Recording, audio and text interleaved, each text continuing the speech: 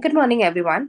Today I am in conversation with Raghunatha sir, who is the author of Career Chronicles, which is a candid, story-rich guide for professionals who dare to explore what's next. So, drawing from the deep experience and stories of founders, freelancers, and comeback professionals, this book will help you to know when to leave your job, prepare for your entrepreneurial journey, survive and learn from a failed venture, return to employment with confidence. Design a portfolio career that blends passion, stability, and freedom. Whether you're dreaming big, you're dreaming, building, or regrouping, Career Chronicles meets you at the crossroads and leaps you forward with purpose. Before I introduce and ask questions to the author, I would also like to briefly introduce him.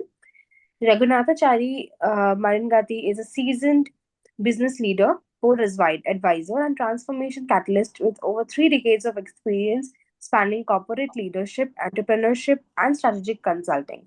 His journey bridges the structure of Fortune 500 companies and dynamic energy of startups ecosystems, making him uniquely positioned to guide for professionals navigating career transitions. I welcome Raghunatha sir over this interview, and I'm so privileged and glad to have you for this interview, sir. Um, Thank you for considering to be a part of it. Pleasure, Vamshika, interacting with you. And yeah, thanks for helping me capture my journey and then capturing those experiences that I have gone through while writing this book. So it would be interesting to interact.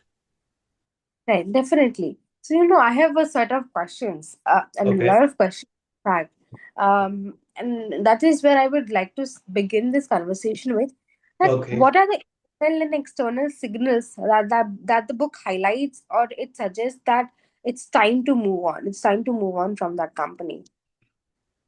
Yeah, great question to begin with. In fact, all this book that it has, is all that what I lived through, what I observed.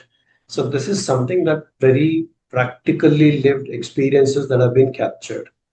So, in the current age of AI and in the current age of jobs, entrepreneurship, when all of these things are going hand in hand, the uh, essence of ability to capture the signals that help us identify the right time, right moment to take a decision to move on with, whether it is an employment or entrepreneurship or anything that we are currently engaged with. Basically, there are like chapters that I have written. Chapter 9, I guess, that's the signs you should not ignore. And then there is a chapter 10 where I talk about when the so-called dream of yours, is actually draining you. You're living your dream, but at some point of time, you feel that it is actually draining you. Okay. So there are these two chapters that I address this question related aspects like what sort of those signals. So if you look at internal signals as a human, from within us, we get this kind of burnout, a lot of you call it like you do not anymore feel like motivated. Okay, loss of motivation, and then there is a bit of, I say this happens to many in any profession, you start doubting yourself, the self doubt. Okay, and there is also a bit of you struggle with your mental health. You feel awkward, not able to get a bit of hangover. So these all add to your internal signals. Okay. And when we talk about external signals, there are a lot, but that, when your cash is burning fast and your cash results are pretty worrisome for you day in, day out, and then your customers, rather than getting added, basically are experiencing a churn, means customers are leaving you fast, and your team also is throwing open signals by not coming regularly, asking for regular leaves, or actually putting in their paper, etc. And then you also see um, industry, at the industry level, there is a huge disruption which you are unable to answer or pivot yourself. So when you look at this internal, external signals combined together, these all are trying to give you a bit of, you know, that it's time, you are unable to handle this pressure is mounting beyond a level that you could comprehend anything, and you need to really make a decision. So my these writings actually tell them that don't take this too much into your head, don't feel bad about it. Basically take like it's a failure and you are adding to your wisdom, it's a learning for you, and then just move on. Right. Makes sense. So, to write this book, Career Chronicles, in such an important book where you dive into such important topic of a career, which I think every person in this country, in this world, in this universe are looking at. What Yeah. what was the kind of challenge that you had to go through? Yeah. In a career spanning 33 years, I have spent roughly 22 years on the corporate assignments, and I have worked in all the right through the junior roles to the C-suite roles, including chief operating officer, chief business officer kind of roles. When I have done so much of corporate stint, I'm pretty confident as an entrepreneur, it would be a cakewalk. So when I ventured down towards the path of entrepreneurship, I initially started as a, investor and then co-founder, supporting few of the startups that they have thought the ideas are pretty timely and then pretty disruptive. Even I were convinced, and then I thought, okay, let me invest in those startups and then also support them with my corporate experience. So when we started, obviously we have this political, environmental, social, technological, all of this legal kind of dynamics that keep changing. And then if you are not taking them into cognizance, things can go little, bit of out of your control. So the startup that I invested, they were trying to disrupt market on, say, real tech, the real estate market, which was not organized, which was not technically uh, uh, absorbing the latest trends. So one was that startup. Another startup was trying to influence the cloud market. The corporates were trying to migrate to cloud. So I felt they are very useful technology innovations. I should invest my money. And when I invested, uh, basically markets like Andhra Pradesh in those days, which is now divided into state of Andhra Pradesh and Telangana, Bangalore, there were a lot of political turmoil. And then even India witnessed Mr. Narendra Modi taking over as PM. So he came in with GST, demonetization. So the investments over in the right startups, there was this disruption which these startups or the environment that we were operating were not prepared for. So there was a lot of that trouble which I have lived through. And then again, that taught me that, okay, I need to use my skills not just in the one entrepreneurship alone, but I could actually go towards teaching. So I started mentoring, and then I started actually acting like professor of practice. And then as I pivoted, I found bit of balance in my career and in my life. And then later, I started my management consulting firm called MRC Consultancy, and then again started supporting enterprises with go-to-market strategies and supporting them in terms of strategic resourcing, helping them with reorganization or re-engineering. So if you could see a well-established corporate executive jumping into entrepreneurship, troubled with the kind of market dynamics, but not giving up, quickly moved on to teaching for some time and then moved on to mentoring the startups and then pivoted to finally having my own consulting firm, management consulting firm, and then supporting initial enterprises. Now we do. support startup with our fractional CXO, etc. So all of this transitions made me understand that and I also have seen few people who could not transition, who could not leverage their skill. And then I've seen them struggling financially, emotionally, and with the stigma of social recognition and all that.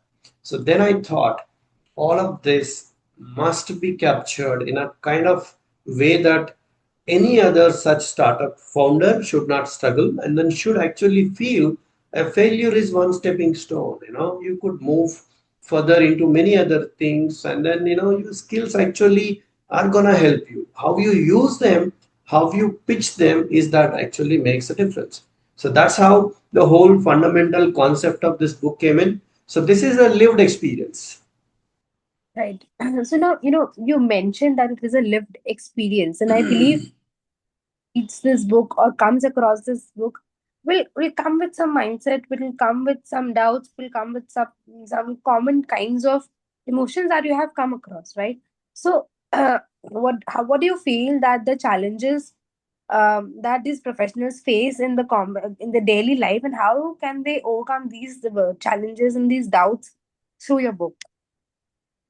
Yeah, so if you are referring to maybe the challenges like mindset shifts, or if safety net that someone has to plan for. So, what kind of safety net someone has to plan, or mindset shift they have to handle? So, when we are trying to move from employment to entrepreneurship, for example, if we take one situation, okay, so my book talks about how they should plan financially. So, they should build safety net of 12 to 18 months minimum is what I advocate. And my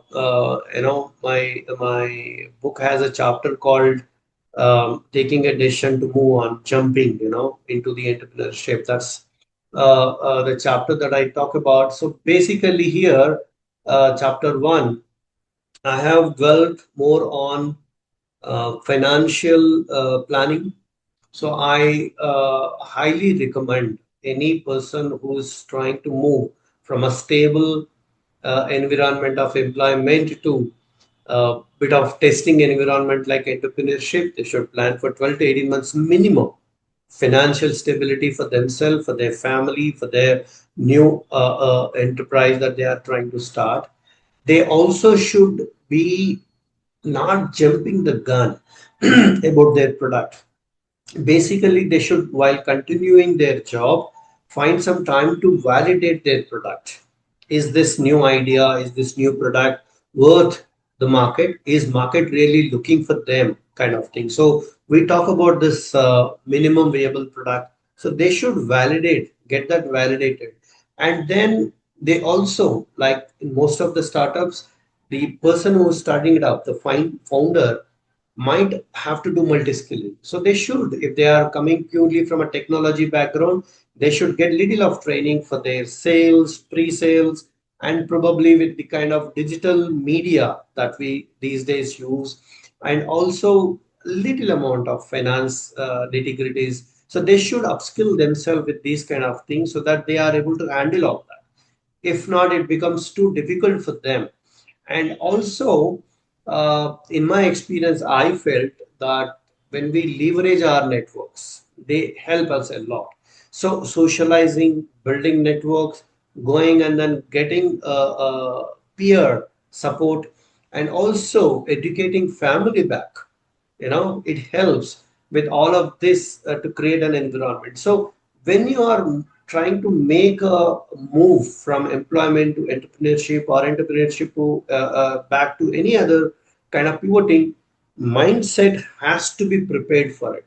And that mindset is not just alone we making ourselves ready, but we should make our entire ecosystem and upskilling, financially being ready. So all of this I recommend for them. Right. So, you referred to this idea of safety nets. What are the safety nets that you're referring to in Career Chronicles more precisely? Yeah, so if you look at some of the chapter that I talk, in the chapter one, I talk about the financial runaway. And if I am trying to recollect, if chapter 9 and chapter 10, I talk about mental and emotional resilience. And in the chapter 13, I talk about the social support. So the one that I just earlier were referring to. So when we talk about financial, we must have savings runaway. We must also ensure that we are continuing with our side hustles. Side hustles is like either doing a part-time teaching or part-time consulting where you could continue to have some money coming into you so that you are not really struggling on your basic financial needs. And also I recommend that the debts have to be reduced whatever you have with virtue of your regular income from employment or previous whatever you have income. On the basis of that, probably we would have purchased a luxury car, we would have purchased a good home, and they would have resulted some sort of equated monthly installments. So you should be planning for them also before you make a big career move.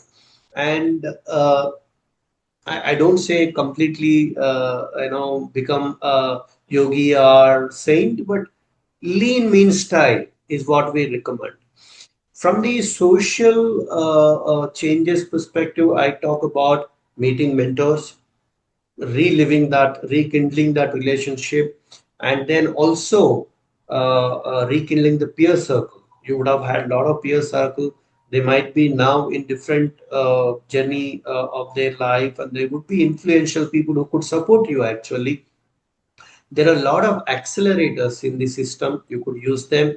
There is family alignment, which I earlier mentioned, is also required so that they do not rather feel like disturbance to you, but actually they are enablers. And from the emotional perspective, if I recollect my own journey, resilience routines, do some meditation, do some whatever you enjoy, a bit of music. So give some time to yourself. And there are a lot of books, good books. I remember I read The Dip by Seth Godin. There are some sort of podcasts which you could go through. Let Your Life Speak to Yourself is one book. So basically, you should indulge in things that relaxes your mind, makes you feel better. So all of this create emotional resilience so that you could actually go through the rigmarole and the pressure of a new journey that you would have started, whichever way, whichever path. So the safety net means these aspects. Right. Makes sense. So, we have had a discussion about the leadership, the challenges, the components, uh, I mean, the safety nets precisely. But one question when you write a book remains constantly the same is, who is your target audience? What do you feel that the target audience who picks this book up takes from the story, takes away from Career Chronicles? See, this applies to every professional actually, in because the career path. Earlier, we used to say career ladder because you would join a job, and from that too, you will always try to grow in your career from a very junior role to mid, senior, and executive and leadership and all that. So that used to be a career ladder. That's why we used to call career ladder. But the new trends recommend that we no more are looking into that. Its career has become kind of a lattice, a layered, and it's a path. You might pick up anything. So it's not just simply employment alone these days. So you are pivoting multiple stints of multiple nature. So it belongs to people who are already into entrepreneurship. It can be followed by people who are pursuing their career from an employment perspective. It also belongs to people who are looking at both ways, employment to entrepreneurship or entrepreneurship to employment.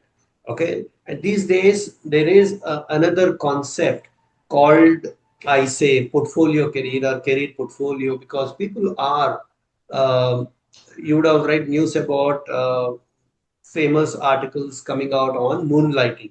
That means software employees, when they are finding a little of extra time in their life, in investing that time onto doing some other projects. So one way it was to establish their knowledge and then harness their knowledge, and another side creating extra revenue avenue for themselves. So in all of this, people are following multiple channels of earning, multiple channels of learning, and all of them in parallel. So, Career Chronicles, therefore, helps everyone at every stage of life, every stage of career, whoever are trying to look at how do they handle the pressure, how do they handle their knowledge, how do they make more money, and then how do they identify multiple career paths. So this applies to everyone. Right, makes sense. Yeah, Absolutely.